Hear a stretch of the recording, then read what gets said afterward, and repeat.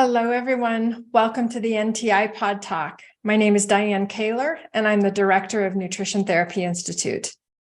This Pod Talk is our opportunity to have fun conversations with interesting people who have interesting things to say about nutrition, food, and health. I talk to NTI instructors, students and grads, to health industry professionals, to farmers, and anyone else who has an interest in nutritional wellness. While many of our listeners come from within the NTI community as students and grads, we also have prospective students who tune in. And to those listeners in particular, I hope you find that the people we talk to inspire you to finally make the jump to pursue your passion and come to school here at NTI. So without further ado, let's get on with the show. Hello, everyone. Welcome back to another edition of the NTI Pod Talk. My name is Diane Kaler, and I am Director of Nutrition Therapy Institute.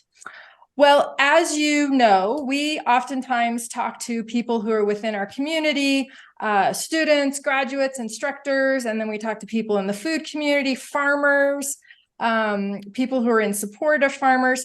Today, we're going to take a little bit of an excursion into something that is specific to holistic nutrition professionals. Today, I am pleased to be talking to two people from the National Association of Nutrition Professionals. Dani Gibbs, who is the Certifications and Member Relations Supervisor, and Nicole Hodson, who is the Executive Director of NANP. So first of all, welcome both of you. I am so pleased to be talking to you and have you here today. Thank you. Thank you Glad so to be much here. for having us. Yeah, absolutely. So the reason why I invited Dani and Nicole is because I would like our community to learn more and understand more about the board certified in holistic nutrition, that title, and the exam that the NANP has created and offers, and this whole opportunity for holistic nutrition professionals to become board certified. So that's the reason why we're here. That's kind of the platform that we're going to be speaking on. And we're going to get into what I hope are very interesting questions and questions that people have had and just didn't quite know how to formulate the question. So I'm looking forward to a really interesting conversation here. Great. So first of all, let's just do a really high level. What is the NANP, first of all, for anyone who is unfamiliar with the National Association of Nutrition Professionals? Well, my favorite topic, Diane. So I'm delighted to talk about NANP. NANP is the industry association for the holistic nutrition industry. And so we've been around since actually 1985. Originally, it was the Society for Certified Nutritionists, and then in the mid-90s, it became the National Association of Nutrition Professionals to sort of encompass the whole country. Today, we have members all across the United States, in Canada, and all around the world. And so we are here to support the work of those who take a holistic stance, who approach their wellness or even their medical practices from a holistic perspective with an emphasis on nutrition. That's what we're here for. And we do advocacy work on behalf of the profession. We have partners who are in support of the work that our student members, our associate members, and our professional members do.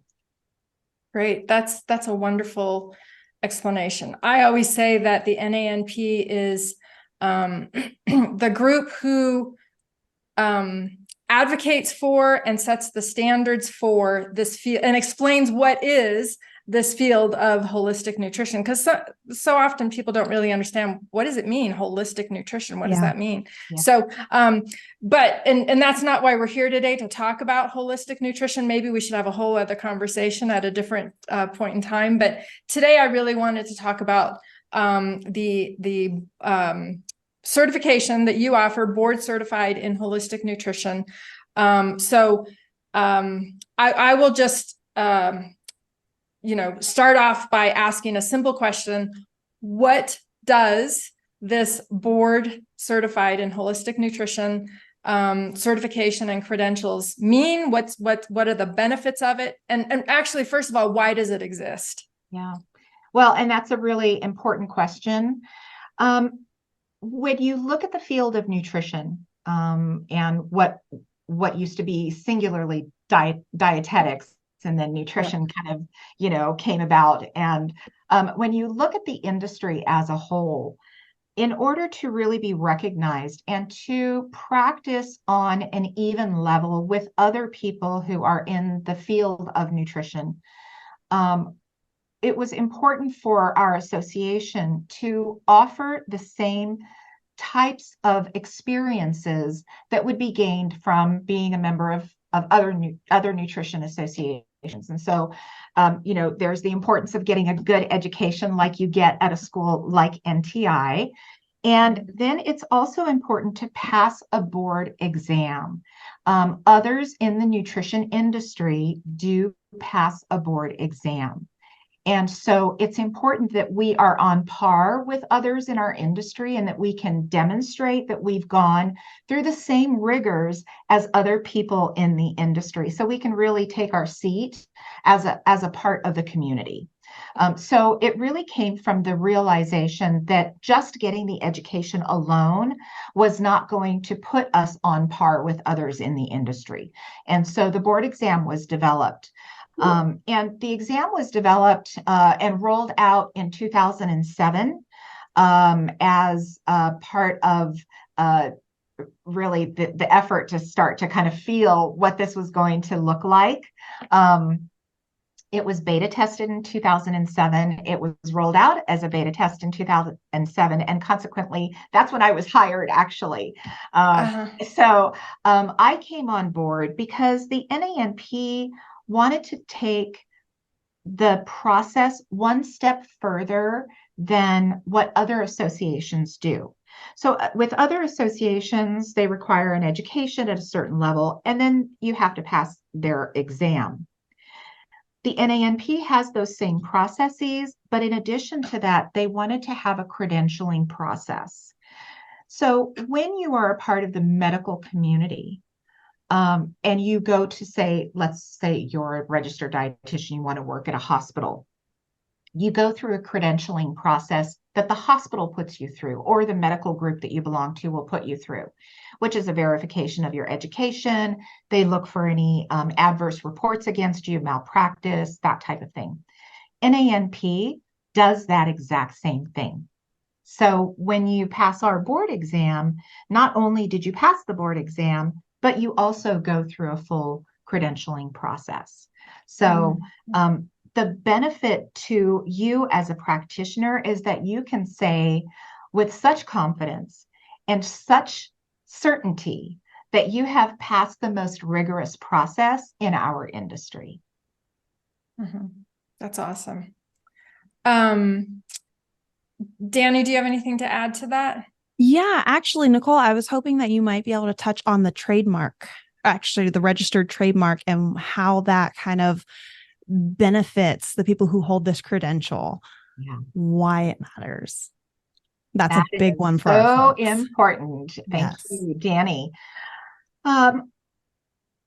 When we went through the process of applying for the trademark, it was with the desire to set this credential apart and ensure that it couldn't be co-opted by anyone else.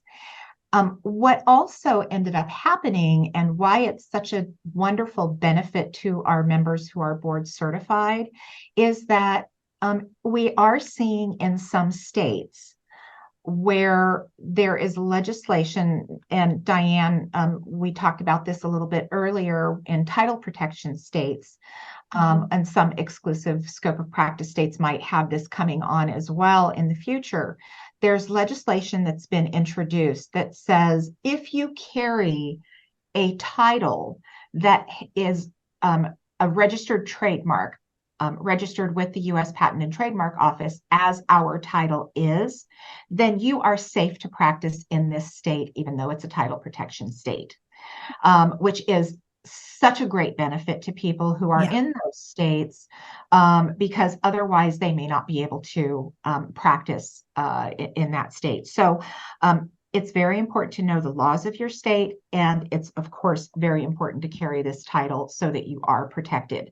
What we do know is that that legislation has become boilerplate legislation, and that boilerplate legislation is being taken from state to state to state. So we do anticipate that we will be seeing that really being introduced across many, many states in our country.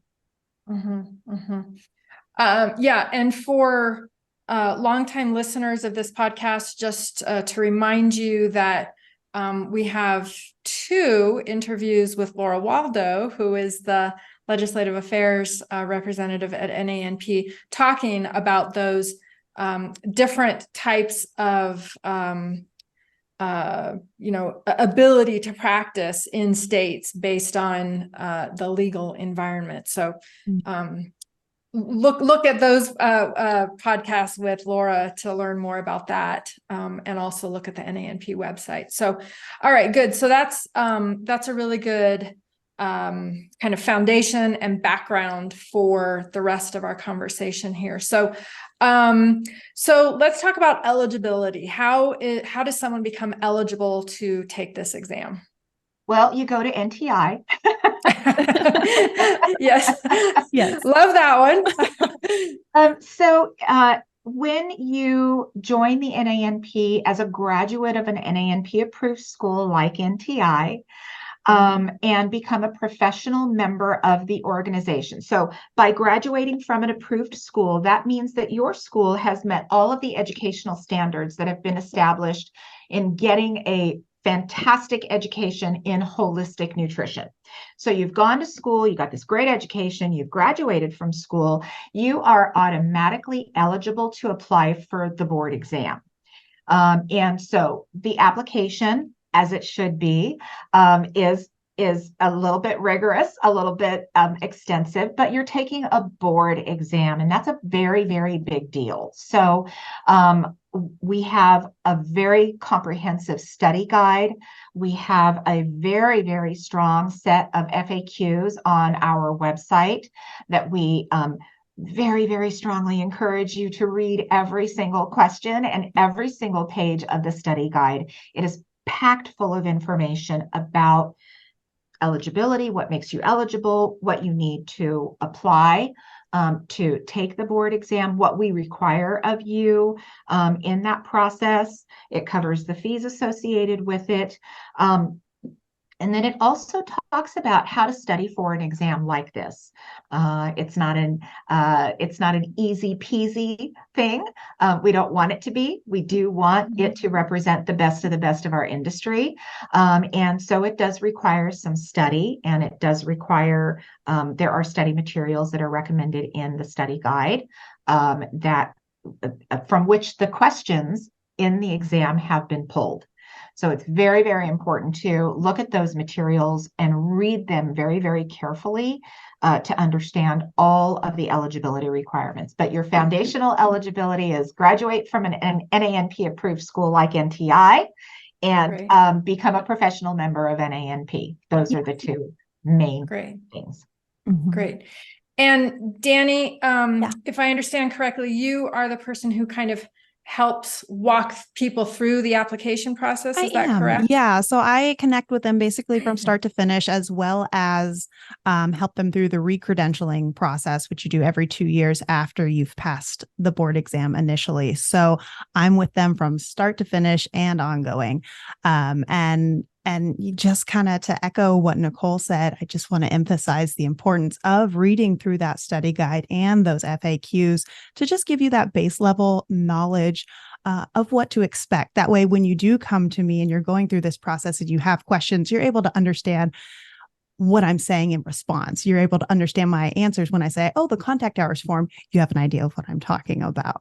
And that study guide is free for download on the website, the NANP website, because we just want everyone to have access to it. Because also, as Nicole said, while it does give you great information on what's in there as far as what to study and how to study, it lets you know so much information to prepare you for just what to expect, which is huge. You don't want to go into something like this blind.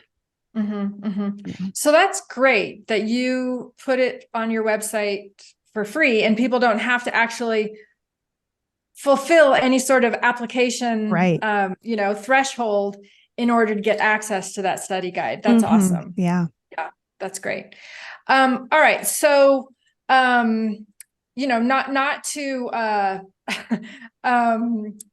put a downer on the conversation, but can you talk about any like one or two typical hangups or hiccups that people experience through the application process that could have been averted had they kind of done all their due diligence? Anything typical? It really kind of the one and only big thing that stands out to me is folks don't necessarily understand that, especially when they graduate from a place like NTI, they already qualify. So they try and kind of submit all their items in before they submit their application. So essentially, like before they have like a financial obligation, give all their stuff. And that's really difficult from an admin perspective because we don't really have anywhere to put all these items that you're giving us. So we need the application first. But from the applicant's side of things, if you don't go through the application first as it's designed, you lose out on a lot of information, instructions. So you're going in blind and the process becomes very confusing. It's very convoluted.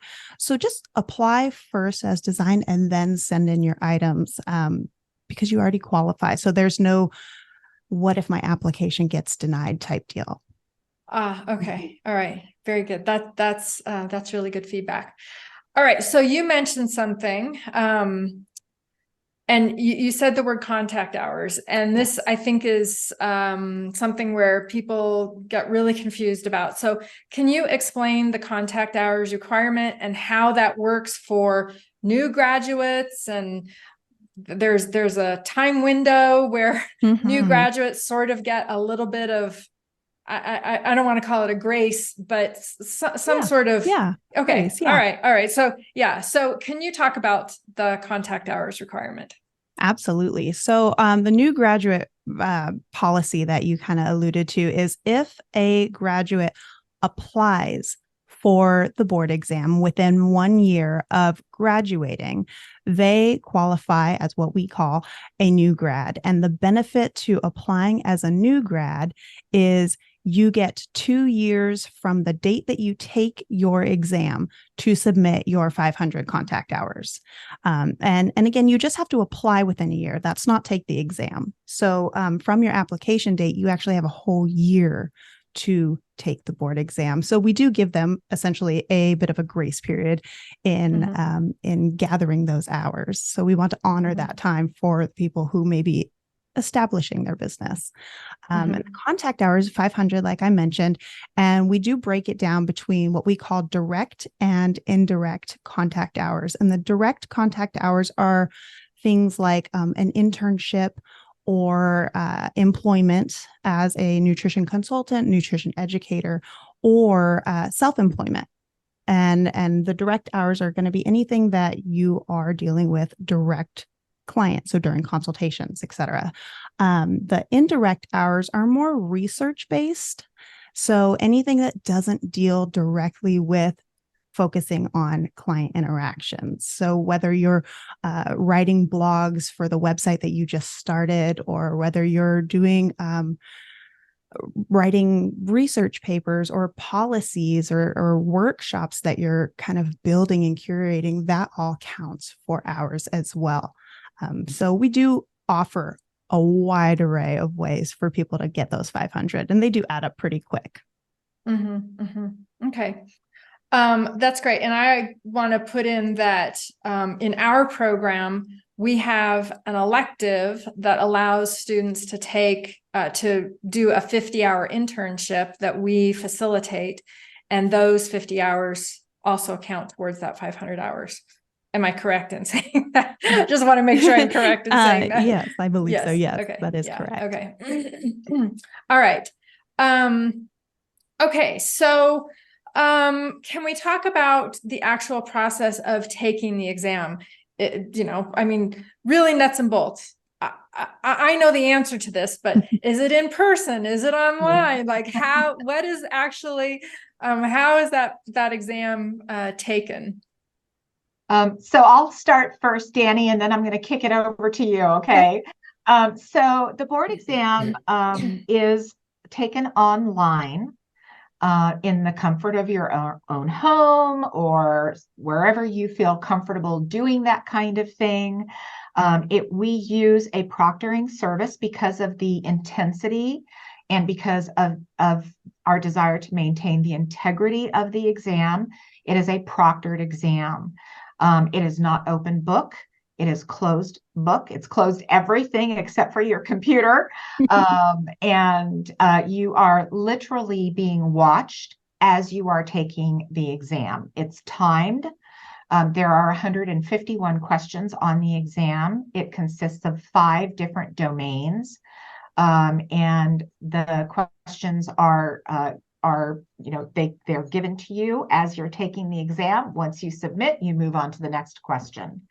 Dani, do you want to talk a little bit about ProctorU and the setup process? Because I think sometimes that maybe trips people up a little bit too.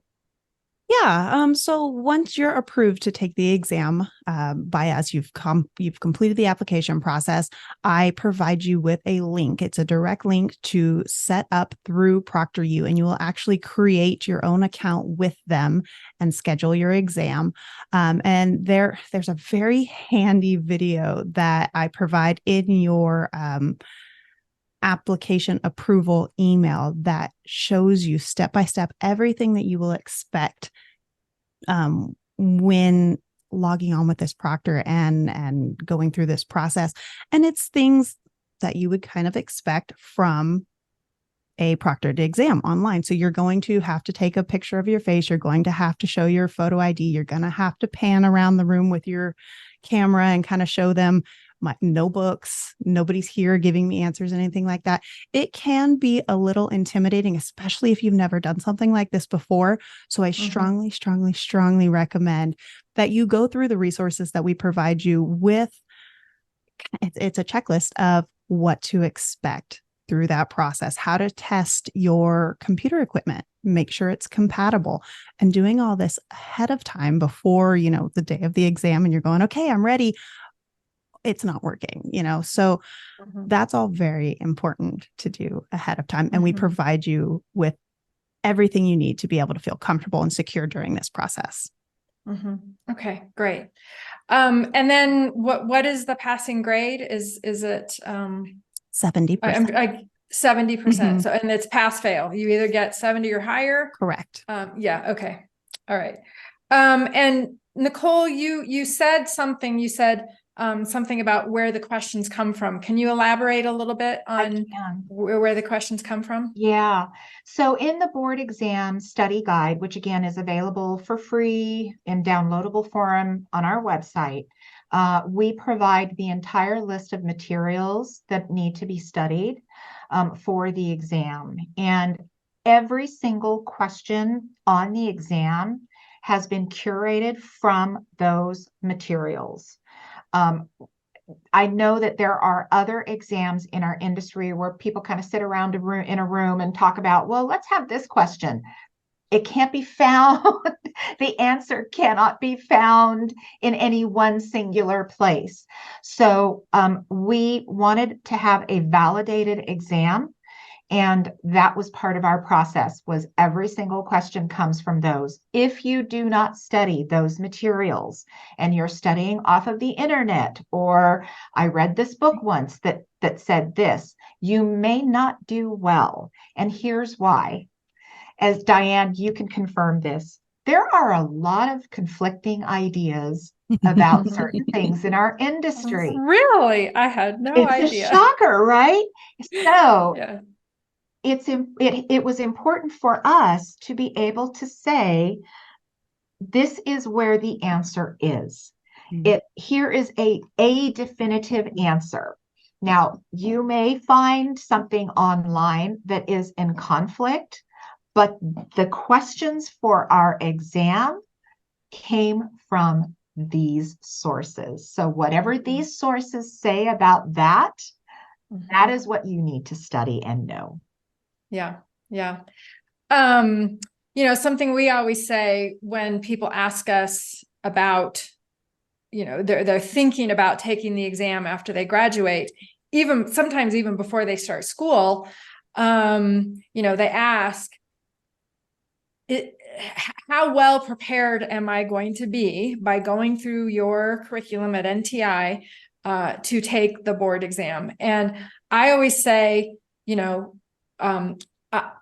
I always say, I doubt there is anything on the board exam that is something that you have never heard of after going through our curriculum. Everything that is on that exam in your study materials that you're going to be doing, that you need to do, you will have been introduced to that or likely inundated in that content by going through our curriculum. So yes, going through our curriculum will prepare you to feel confident in your ability to study for the exam. Yes. I always tell them, you still need to study for the exam. You still need to make sure you're using whatever study materials they give you. Go through the study guide, get the books that they recommend, because you still need to do that. But it's not as if they are going to be completely separate and it's going to be from two different worlds. Yeah. So yeah. Yeah. Well, and I would like to say too, Diane, the scores that we see for people who have graduated from NTI are very, very good. They're very good. So your school has a particularly high rate of passage of the board exam, and I believe it's because of the level of education that your folks are getting through your school. What we see is when the foundation isn't strong, then they don't do well. So you're providing such a strong foundation, and you're absolutely right. There shouldn't be anything on our board exam that is unfamiliar, right? Yes, right. That is unfamiliar. And so again, it's a board exam in holistic nutrition. Your program is teaching holistic nutrition, right? That's right. Those things, they work together, they work in tandem. But absolutely, we do recommend that people study. We recommend study groups. And here's something that we don't talk about very often, but I think is incredibly important. I think that taking the board exam as close to graduation as you can is very wise for a number of reasons. First of all, maybe you have friends and study mates in your cohort that you could study with, and people that you already know, people that you're familiar with. Maybe you're in a groove, maybe you're in a rhythm with them. But also, and perhaps even more importantly, you've established good study habits, and the information is fresh in your mind. Yeah. What I see is when people take a break or a long break, I'm going to take a couple of years off and I'm really not going to do anything in the field. And then they come back and they try to take the exam. It's so much harder than, you're in the groove, you're on a clip, just keep going. And I think that's when we see the greatest success. Right. Yeah. Yeah, absolutely. All right. Well, we may have already covered this throughout our conversation, but just to give you another opportunity to kind of let people know things they need to be thinking about. Are there any commonalities in areas that people struggle with in the exam itself, not necessarily the application process, Dani, that you were talking about, but taking the exam itself, besides those things that we've already talked about? And maybe there aren't, but just to have the opportunity to talk about other things people need to be thinking about. Yeah.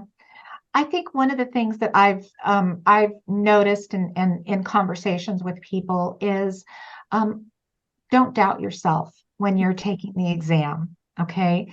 The exam is rigorous. It is, and it should be. It's a board exam, as we've said, right? It's not inaccessible if you have a good foundation and if you study for it. I would say a good amount of time is somewhere between 3 and 6 months to study for it. And if you're in a study group and you divide the workload, then share notes with one another, it can really make it a whole lot easier on you. But when you doubt yourself and you second guess yourself in the process, that can be a very slippery slope. If you know something and you know it well, and go with your answers. I can't. Dani's nodding with me, because how many times have we both heard people say, "Well, I kept second guessing myself and changing my answers," and they don't do well, right? Don't second guess yourself. Really know what you know and go in with the confidence. And I think a lot of that does come from studying the right materials. The doubt comes in when you've been taking in information from too many sources that may be in conflict with the information that's in the materials that we've recommended that you study. That's when people really start to second guess themselves. Interesting. Is it multiple choice or essay questions or combination? All multiple choice. We don't have any essay questions on the exam at all. So yeah. So that, and multiple choice, like on the surface, multiple choice seems like a real, like easy, just pick one. But when you have four, maybe five, I don't know, different choices, and sometimes they are conflicting, that's when you can get tripped up, right? If you're not confident in what you know. So that's a great tip. Well, and you do have the ability with this exam. It's a very sophisticated testing system that we use, multi-layered, very, very complex. You do have the ability to bookmark a question so that you can go back. Oh, great. Let's say there is a question that you're just really struggling with and it's eating up a lot of the time. I think we give plenty of time for the exam. Most people finish the exam within an hour and a half. We allow 3 full hours for the exam. So there's so much time. But let's say you're really spending a lot of time and you're second guessing yourself and you're just not sure. Bookmark that question. You can go back to it later. And maybe as you're progressing through the exam, something else will jog you or jar you and you're, the answer comes to you and you know it, right? So take advantage of, and this is where I would really tell people, take a few deep breaths before you start. Really be relaxed, be comfortable in your space, be comfortable with your internet speed. So if your internet speed isn't great, but your folks have really good internet speed, go and do it at mom and dad's, right? Don't chance that. But just be as calm and collected as you can so that you can read what's on the screen. I think a lot of people get so nervous that they don't read what's right in front of them and they miss the opportunity to bookmark something or even know that they could bookmark something. So just take a few deep breaths, be ready for it mentally, have the confidence in your education and your study, and I think you'll do fine. Yeah. One other question, is there a limit on the number of times people can take it if they don't pass it the first time? Yes. Dani, what is that limit? I'll throw that one. There is a 3 limit to how many times you can take the exam. And each time you have to retest within 6 months of your prior exam date. Okay. And to retake it, do they have to go through the full application process again? Or is it just... They don't. It is a much smaller, teeny tiny little application process where I'm just kind of collecting any necessary updated information from them. Okay. All right. Very good. All right. Well, you have answered all of my questions. Is there anything that I didn't ask that you want to get out there to the masses about this topic? I want to just make sure that folks are aware that in order to maintain the board certification, and this is common with any board certification, there is a recertification requirement. Dani touched on this earlier. It's every 2 years. And so what is required is maintaining professional membership in the NANP and ensuring that you collect 15 continuing education credits every year. So if you're only a professional member, we require 10, but if you're board certified, we require 15, right? Because you're telling your clients, we're telling the world, this person has a superior education, they carry a superior title. So we require a little bit more from folks. And on the NANP website, you can find oodles and oodles and oodles of ways to earn continuing education. We feel very, very strongly about the importance of continuing education. Diane, I know that you agree with me that I think our industry is one of the fastest moving industries on the planet right now. There are new studies coming out every single day that enlighten us and move our needle as practitioners in a very meaningful way. If you think that your education is a one and done, you are wrong. It is continuous. You have to stay on top of what is the latest and greatest in the industry so that you can be the most effective with your clients. Yeah. And so as the industry association, we do have requirements for continuing education. We don't take it lightly. It's very, very serious. But we believe that this is how we make our mark.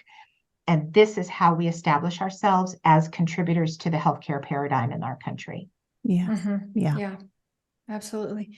Dani, anything else you'd like to add that we didn't talk about?